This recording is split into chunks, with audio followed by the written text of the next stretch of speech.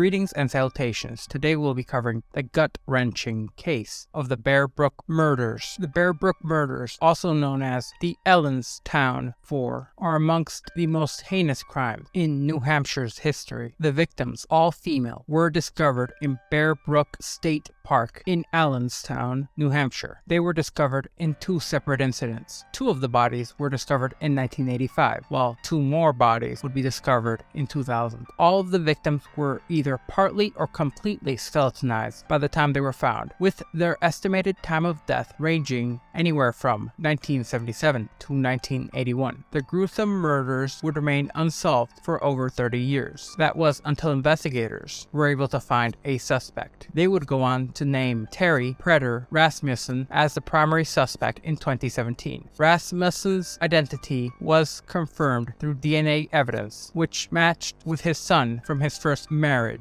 Further DNA testing confirmed that he was the father of one of the victims, specifically the 2 to 4-year-old girl. Rasmussen is also suspected of committing several other murders, including that of his known girlfriend, Denise Beaudin, who disappeared in 1981. Rasmussen was convicted and sentenced to life in prison for the murder of his then-wife, Yusun June, in 2002. He would go on to die in prison in 2010. At that point, he had not been thoroughly questioned in a manner that would give closure or reveal the truth about his connection to the Bear Brook murders. In 2019, there was a breakthrough in the case, which led to the identification of the three biologically related females. These were Marlyse Elizabeth Honeychurch, along with her two daughters. These three were last seen in November 1978 and are believed to have died somewhere between 1978 and 1981. The middle child was identified as Rasmussen's daughter. However, her true identity is yet to be known and potentially never will. The first two victims located were an adult female and a young girl, and they were found on November 10th, 1985 by a hunter near the site of a burned down store at Bear Brook State Park. The bodies had apparently been wrapped in plastic and had died of blunt force trauma. The second set of victims, specifically two young girls, were discovered in a metal 55-gallon drum near the first discovery site. However, this would be years later, in May 9th, 2000. The murders of all four victims are believed to have occurred around the same time, despite investigators missing the second drum in 1985. The second drum was discovered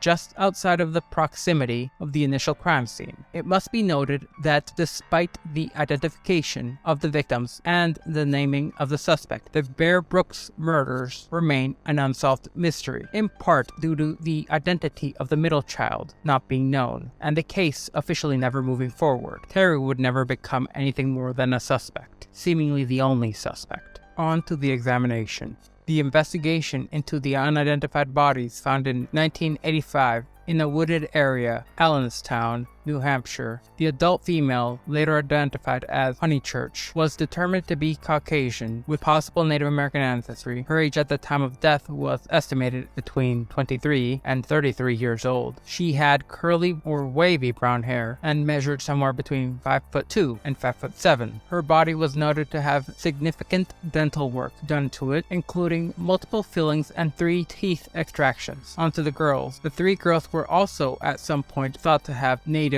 American heritage and had light European or American complexions. The girl found with the adult female was later identified by the name of Bong, was between 5 and 11 years old. She had notable symptoms of pneumonia, a crooked tooth, 2 earrings in each ear, and was between 4'3" and 4'6". Her hair was wavy and light brown, and she had no dental fillings. The middle child, which is still unidentified, also had a gap between her teeth and died anywhere between 2 and 4 years old. She had brown hair and measured about 3 foot 8 inches and had a notable overbite. She also seemed to suffer from anemia. The DNA of the child would later prove that she was fathered by Terry Peder Rasmussen. In February 2020, it was announced that the DNA analysis suggested that the child was primarily Caucasian with slight Asian, African, and Native American heritages. The organization later released an updated version of the child's facial reconstruction. The youngest girl, later identified as McWithers, was estimated to be between 1 and 3 years old. She had long blonde hair or light brown hair and was between 2'1" and 2'6". She also had a gap between her front teeth. The investigation into the Allenstown murders, while beginning with a large amount of leads, a few hundred at that, remained unsolved for a drastically long amount of time. Almost immediately, at least 10 possible identities would be ruled out, and authorities would go on to publicize the case in the United States and some parts of Canada in order to see if anyone would be able to identify them. In June 2013, new versions of the victims' facial reconstructions would be created for the National Center for Missing and Exploited Children, which incorporated the newly released dental information, showing how their teeth could have affected the appearance of their faces. These versions were created in black and white, as their skin tones and eye colors could not be determined. In November 2015, the National Center for Missing and Exploited Children released yet another set of reconstructions of the 4 victims at a news conference in the New Hampshire State Attorney General's office. However, the case still remains unsolved, and the identity of at least one of the victims and the killer remains a mystery. Since the case is considered ongoing, any information that the public may have is sorely appreciated by authorities. On to the DNA and isotopic evidence. In 2014, authorities made a breakthrough in the case. Through the use of DNA profiling, the police revealed that the woman, along with the oldest and youngest girls, were maternally related. This revelation opened up several possibilities for the relationship between the 3 victims. The woman could have been the girl's mother, aunt, or older sister. A year later, in 2015, the woman was positively identified as the mother of the 2 girls.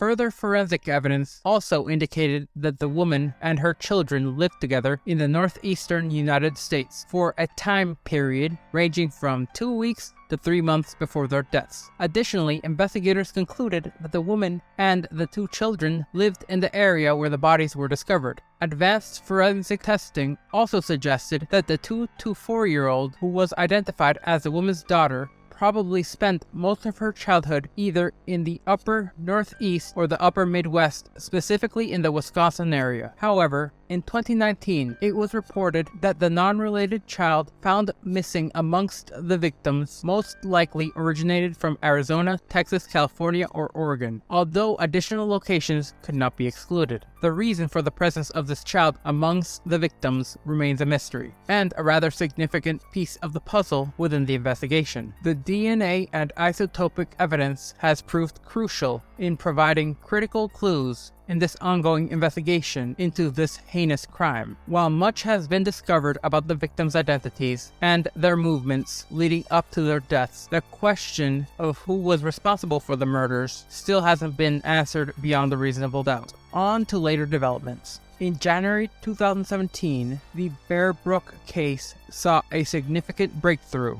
when authorities announced that Denise Beaudin, who was missing since 1981, was connected to the murders. Beaudin vanished from Manchester, New Hampshire, along with her young daughter and then-boyfriend, Robert Bob Evans. Evans later abandoned a young girl, Lisa, at a campground, and she was found not to be his daughter. Beaudin's disappearance was not reported until 2016, when her daughter resurfaced alive and well in California. Following more publicity about the Bear Brook murders and Beaudin's vanishing, the daughter chose to keep her name private. The National Center for Missing and Exploited Children subsequently announced that an unidentified man known by the alias Robert Evans was found through DNA to be the father of the middle child, the child who was not related to the 3 other victims. Authorities believed that Evans was the killer of the 4 Bear Brook victims, but they did not elaborate further. In 2018,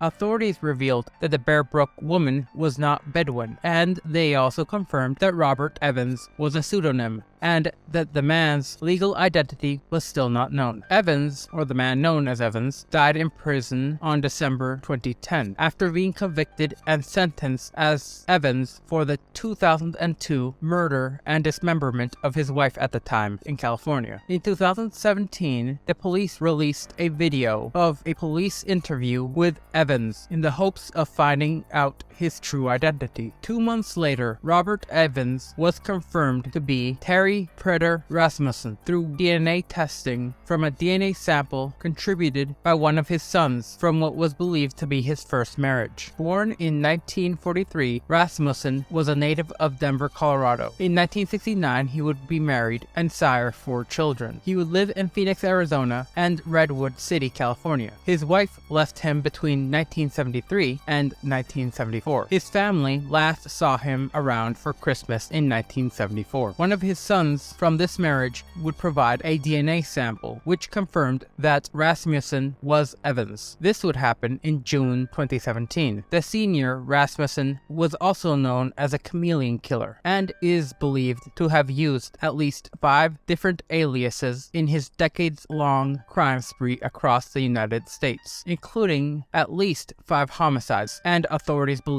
likely more. Next is the identification of the victims. On June 6, 2019, New Hampshire investigators held a press conference where they revealed the identity of 3 of the victims of the Bear Brook murders. Marlyse Elizabeth Honeychurch, born in 1954, was identified as the mother of Mary Elizabeth Vaughn, born in 1971, and Sarah Lynn McWaters, born in 1977. All 3 disappeared from La Puente, California, around Thanksgiving in 1978, while Honeychurch was reportedly dating Rasmussen, who is the prime suspect in the case. It is reported that Honeychurch had an argument with her mother and left the residence, never to contact her relatives again. It is also believed that all 4 victims were murdered before 1981, as Rasmussen was known to have left New Hampshire after this time. It is also known that Honeychurch had previously married her oldest daughter's father in June 1971 and divorced him by 1974. She married Sarah's father in September 1974, but the two separated by the time she was known to be dating Rasmussen. It must be noted that the children both went through periods where they were in the custody of their father, but Honeychurch would eventually regain guardianship. By October 1978, Sarah's father had already moved on and was seeing another woman, and Sarah was presumably in the care of her mother. Sarah's young half-brother, who had never met her, created a post online in the efforts to locate his family members. Posts like these aided in the identification of the victims. Honeychurch and Vaugh's funeral was officially held in 2019 in Allenstown, with members of Honeychurch's family and Rasmussen's daughter from his first marriage attending. Sarah was laid to rest in Connecticut, closer to her father's family. The fourth victim, whose identity still remains unknown, was fully confirmed to be Rasmussen's daughter through DNA testing. However, they have yet to identify the mother of the child, or determine whether or not the woman may even still be alive. In February 2020, a new rendering of the fourth victim was released by the National Center for Missing and Exploited Children and the New Hampshire State Police. Investigation into the Bear Brook murders has been ongoing and rife even all these years later. Finally, on to the suspects. In the year 2000, New Hampshire State Police officially identified John Edward Robinson, a convicted serial killer, as a potential suspect in the Bear Brook murder case. Robinson's modus operandi appears to have been a match to this crime. However, there are those who rule him out as a suspect. There were also theories that the murders were committed by a serial killer or a member of an organized crime syndicate. There are those who believe that the killer had local knowledge of the area, as where the bodies were found was not near any major highways. Another theory is that the victims could have been killed by a boyfriend or a husband. As the results go, this case is still unresolved, even though in 2013 DNA testing revealed that the middle child was not biologically related to the others in the case. However, in 2017, the murders were linked to Terry Peder Rasmussen, who, as noted previously, is also known as Robert Evans, who was positively identified that same year. Rasmussen is now considered the prime suspect in the Bear Brook murders, as well as the disappearance of his former girlfriend, Denise Beaudin. It must be noted that in the 1980s, Evans worked worked near the area where the Bear Brook murder remains were located. After Denise's disappearance, he traveled to California, where he abandoned her daughter. It wouldn't be until 2002 when this man would be arrested, and he was arrested particularly for the murder of his new wife, given 15 years in prison, and he died before he could serve that sentence. Currently, authorities believe that Rasmussen killed Denise, the Bear Brook murder victims, along with the middle child's biological mother. However, even with the lack of a still living suspect, investigators are currently still searching for the identity of the middle child, along with her biological mother. New genealogical research suggests that she may have relatives in Pearl River County, Louisiana. Despite years of investigation, this case remains unresolved, leaving many unanswered questions. If you remained with me until the end, I thank you, and I do hope you stay tuned and subscribe for more content.